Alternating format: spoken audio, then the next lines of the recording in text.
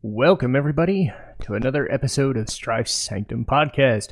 My name is Citizen Strife, and this week I talk about a spiritual sequel to one of my favorite Zelda games, and that is A Link Between Worlds. So, where do I even begin with this one? I would say it was something that I was looking forward to for the longest time because I never really played the Game Boy games. I didn't play Link's Awakening, and I wasn't really a big Zelda 3D person. After Majora's Mask, I just kind of veered off, and I've always kind of felt that way. Like, I haven't really delved into the other Marios in 3D either. Like, my interpretation of those games has always been the 2D ones. So when, 2010s, 2015s-ish rolls around and we get Link Between Worlds, which is basically just retelling the old story, it was meant for people like me. It was a way to kind of re-experience and reignite that passion for 2D that had been there, but in smaller scale. Because Zelda has obviously focused on the 3D stuff, until recently. But it was an interesting thought experiment of it not only just being a remaster or a port or anything of that nature, but trying to add to it, redo some things, whilst trying to kind of fit with the time, We've got a DS, we're 3DS, we've got a mobile audience. How do we make this shorter scale? How do we have people save properly? How do we do things? And how do we make it not necessarily easier, but make it something people can understand in short bursts and still make it work?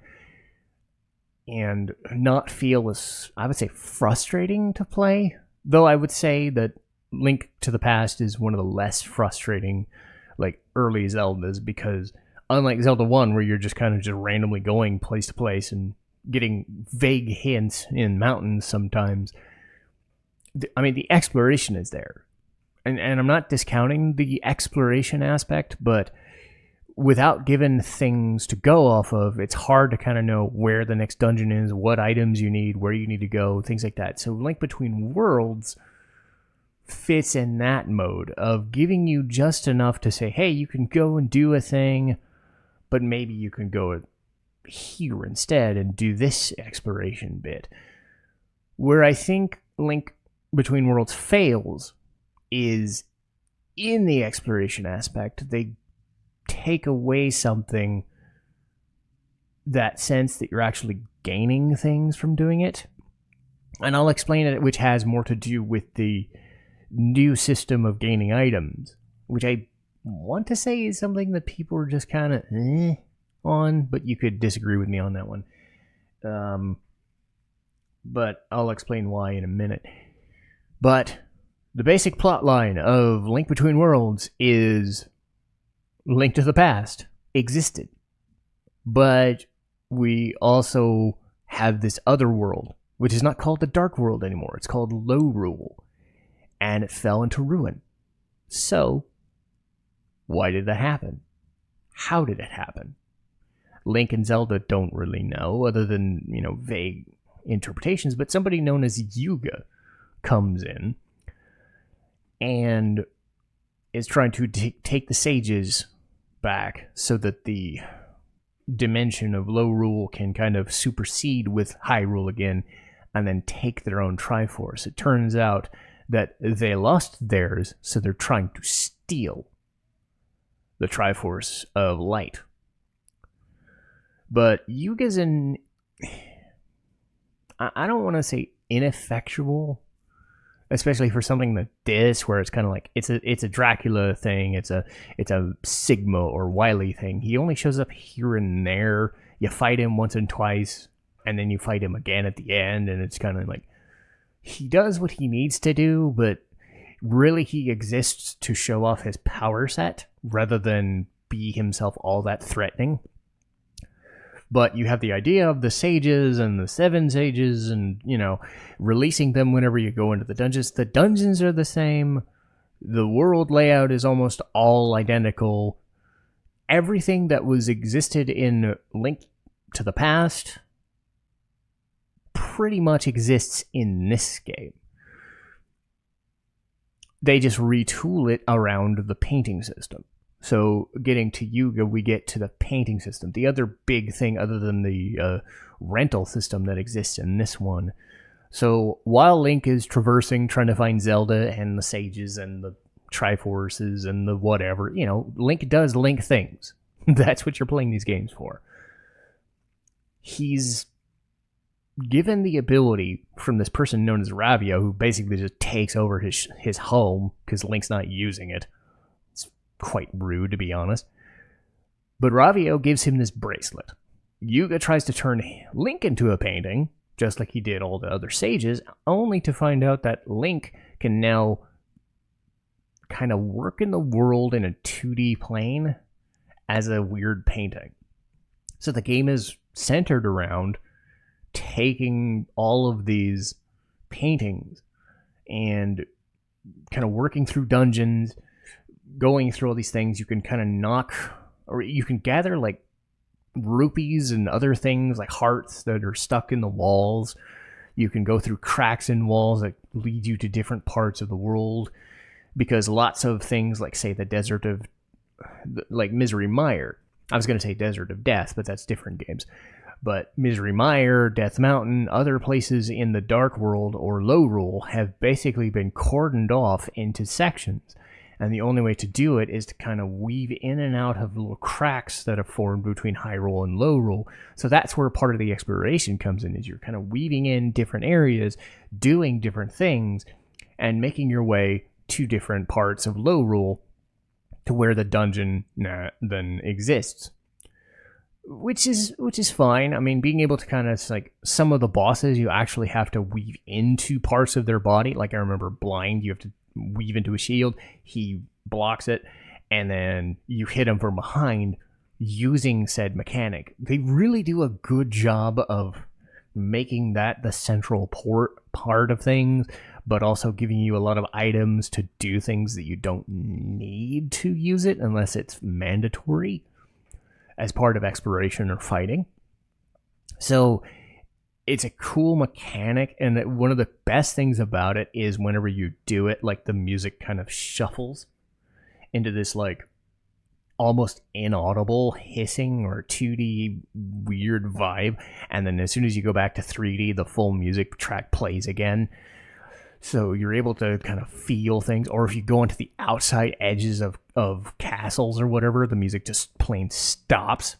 So things like that is kind of neat. It's the painting aspect leads to new ideas of trying to explore the world and doing cool things and trying new things and finding your way to dungeons and through traversals and all that. The biggest issue I have with Link Between Worlds, though, is the renting system, to be honest. I think for younger players who are just starting out, it's a great idea. But for anyone who has any modicum of skill or doesn't really die much or plays defensively, which I tend to in these kinds of games, I play defensively, your odds of dying are not that great. And there are some bosses like Moldorm and the new one in House of Gales, that weird fucking like spinny death thing. You're almost never gonna get hurt from fighting those things.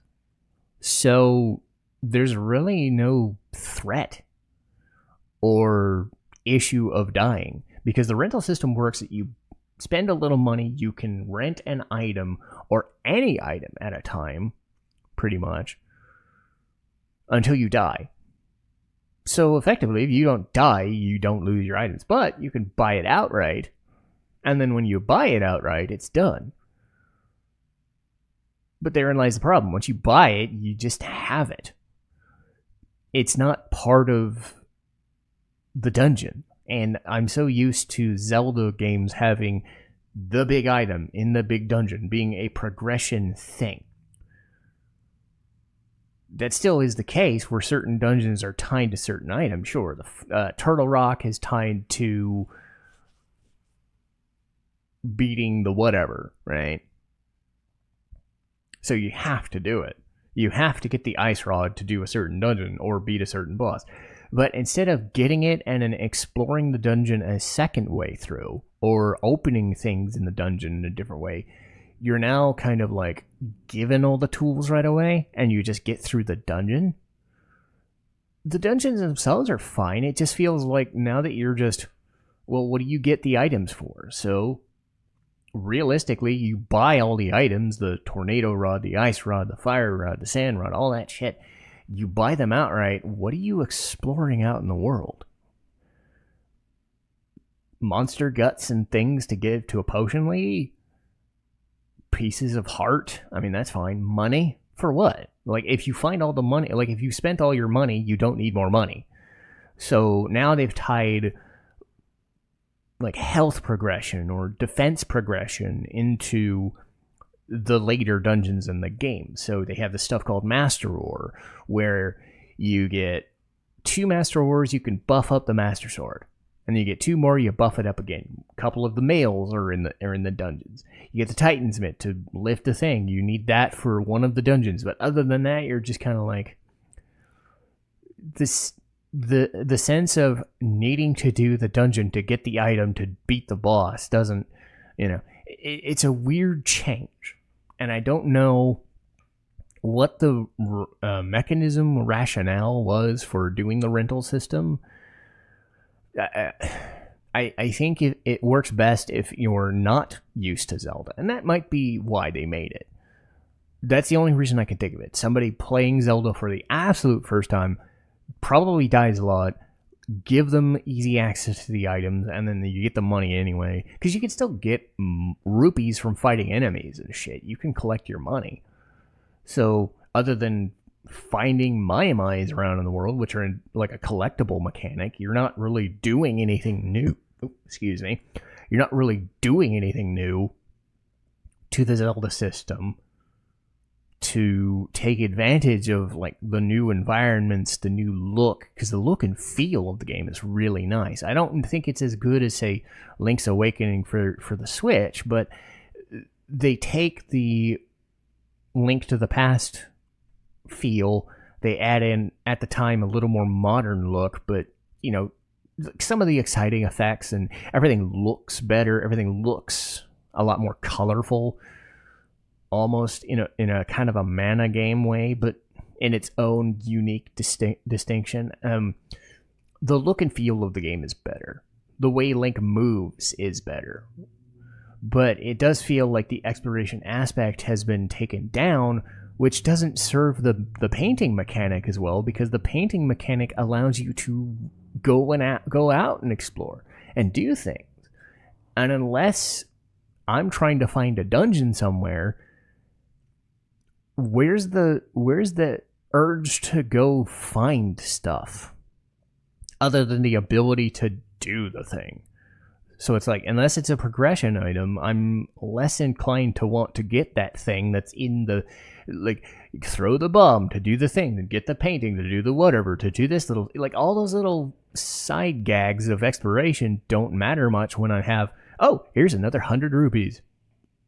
For what?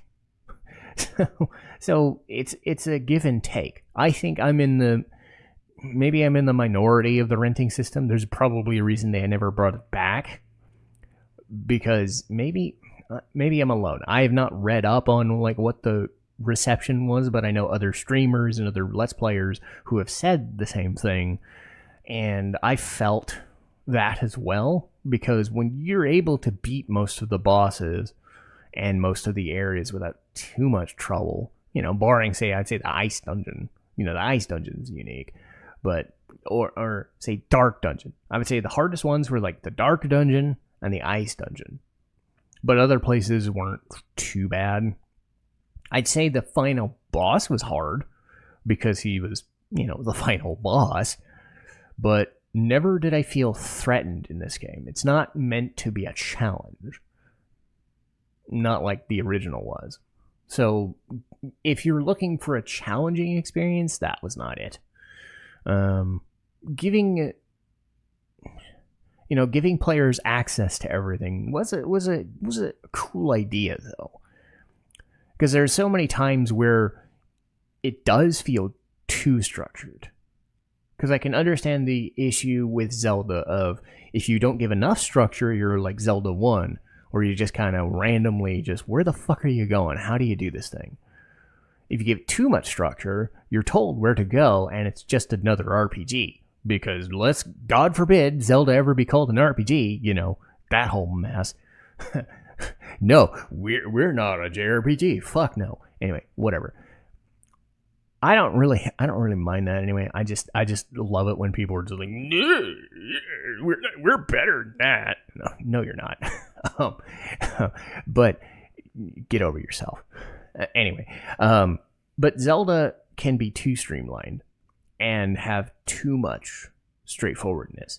So this is, I'd say, a good amount, because the renting system, for what I've said, it does allow you to do any dungeon in any order, provided you have the health and the defense to manage it. Because you can avoid damage in a Zelda game just fine. If you can do that, you can do any fucking fight you want, any dungeon you want. So it's a double-edged sword. It's too easy to do everything and have access to everything and whatnot, but you get the freedom to choose what stuff you want to do. So if you want to do the Swamp Palace, you get the hook shot, which I would say hook shot's probably one of the earlier best choices. You just get it, and you're just like, oh, I can do the Swamp Palace, boom. And then I can do so many other things with the hook shot, boom. It's like, great. Or I want to use the hammer. I want to use the whatever. I want to try that sand rod, which only really helps in one fucking dungeon, but whatever, I want to use it. That's where I think the renting system comes into play. The mechanism of having it allows you to choose where you want to go. So if that's the sort of exploration you want, it's great. My biggest drawback is that the exploration elsewhere does not really compute. So that's my biggest criticism. But, other than that, I think, what else does Zelda Link Between Worlds provide? I want to say the dungeon design is really nice.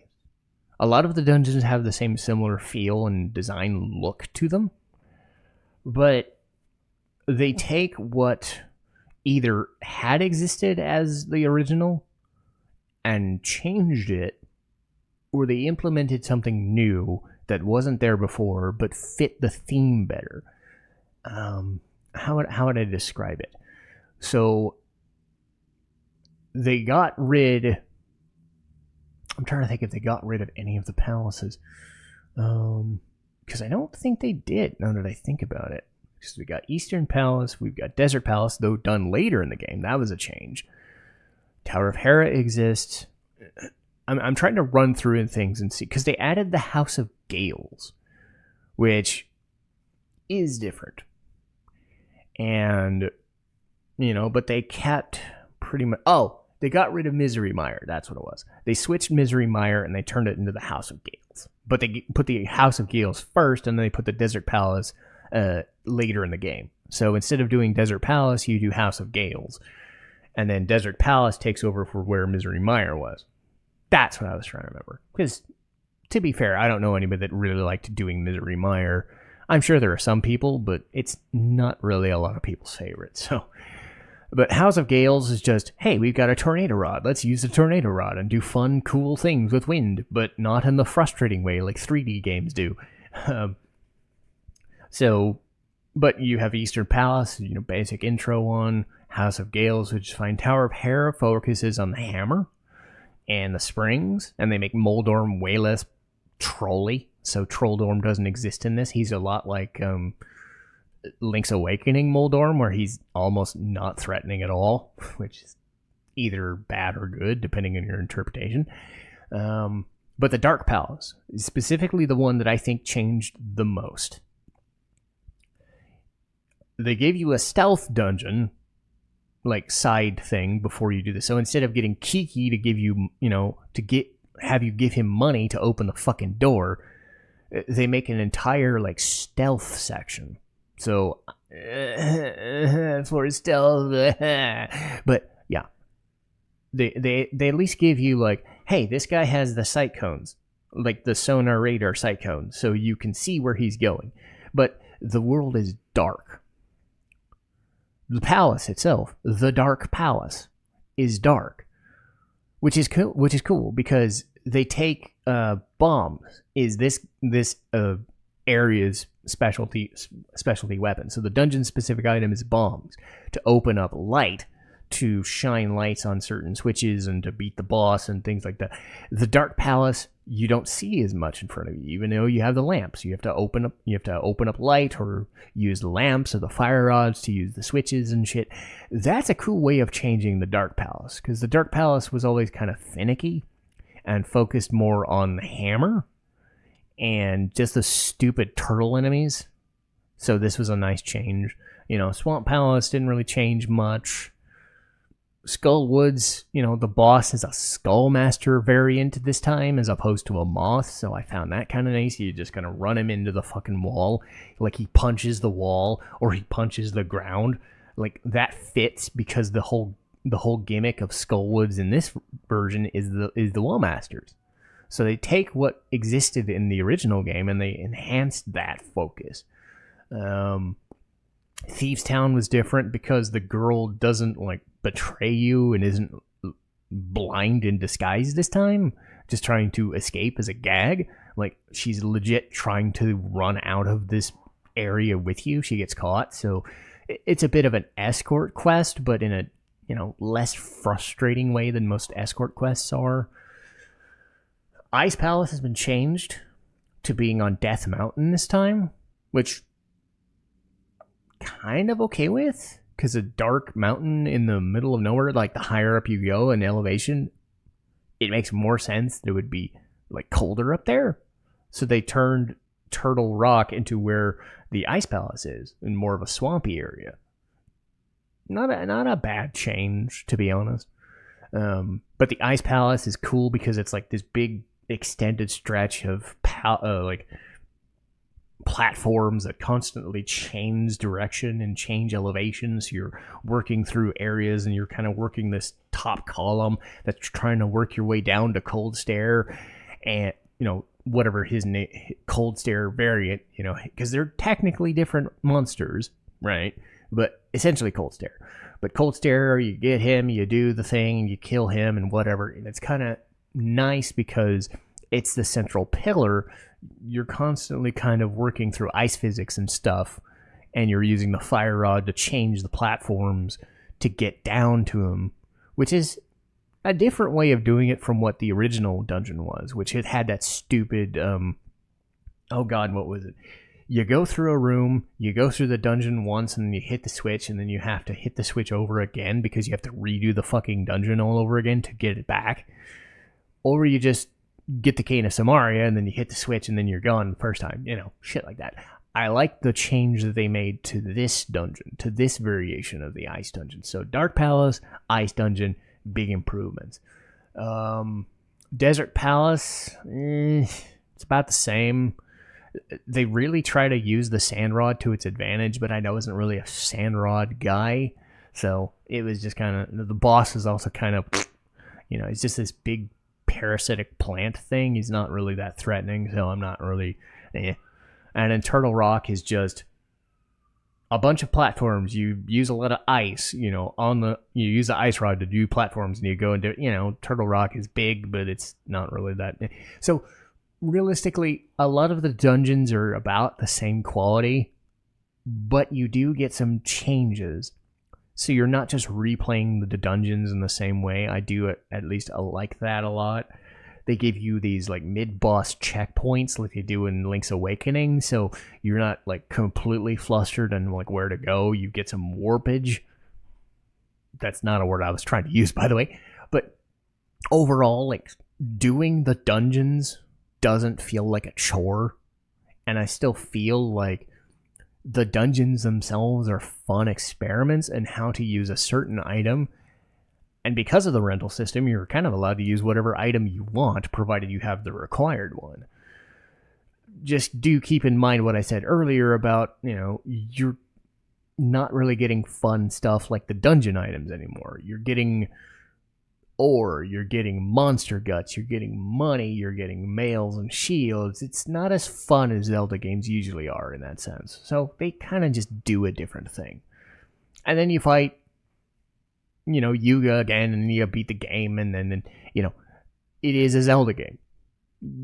Do I recommend, would I recommend, like, if you have a DS or a 3DS, would I recommend, would I recommend getting Link Between Worlds? Yes.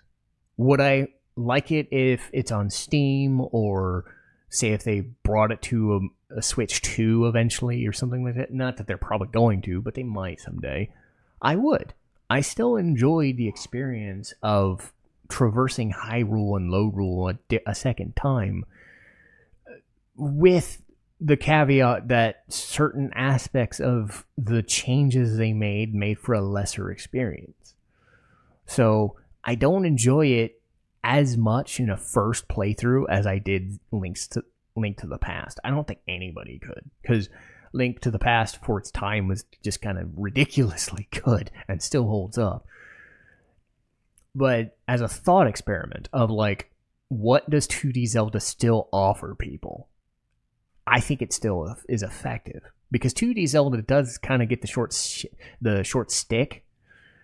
Like, Link's Awakening's one thing, Echoes of Wisdom is another, but I still think there are fans of 2D Zelda like me who didn't really hop on the 3D train as much as other people. Not as many, but there's still a service to be made to still be making those games every once in a while, and I think that's effective.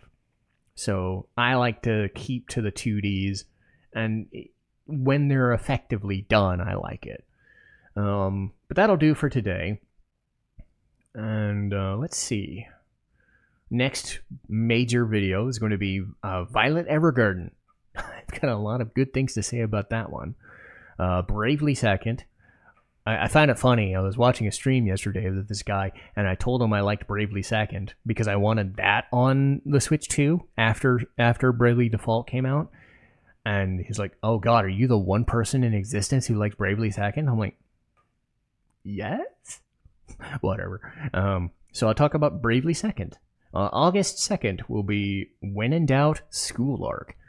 And then Legend of Dragoon. I'm getting near the end of Legend of Dragoon. I've got like 3 or 4 episodes left of it, so now is a time as any to get to the review of it. So that'll do for today, and I'll see you guys next time. Citizen Strife, signing off.